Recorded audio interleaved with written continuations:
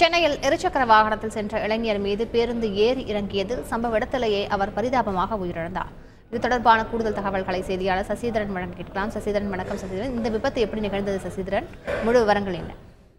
சென்னையில் பரபரப்பான ராஜாஜி சாலை ரிசர்வ் வங்கி அருகே சுரங்கப்பாதையில் இருசக்கர வாகனத்தில் சென்ற வாலிபர் மீது பேருந்து ஏறி இறங்கியதில் வாலிபர் சம்பவ இடத்தில் உயர்ந்த சம்பவம் பரபரப்பை ஏற்படுத்தியிருக்கிறது.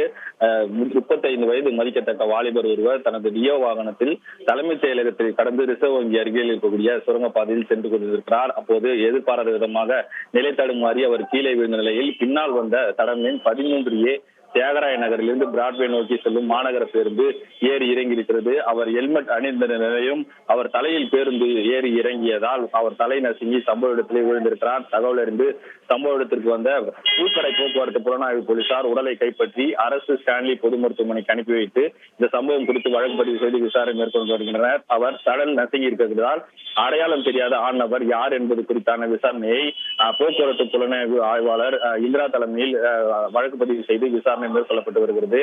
இது சம்பந்தமாக பேருந்து மாநகர பேருந்து ஓட்டி வந்த ரங்கநாதன் என்பவரை காவல் நிலையத்தில் வைத்து விசாரணை மேற்கொண்டு வருகிறார்கள். பரபரப்பான சாலையில் ரிசர்வ் வங்கி அருகே இருக்கக்கூடிய இந்த சுரங்கப்பாதையில் மாநகர பேருந்து ஏறி இறங்கியதில் வாலிபர் சம்பவ இடத்திலே உயிர்ந்த சம்பவம் சோகத்தை ஏற்படுத்தியிருக்கிறது. இதனால் அப்பகுதியில் சிறிது நேரம் போக்குவரத்து பாதிப்பும் ஏற்பட்டது. செய்திகளை உடனுக்குடன் தெரிந்து கொள்ள உடனே சப்ஸ்கிரைப் பண்ணுங்க.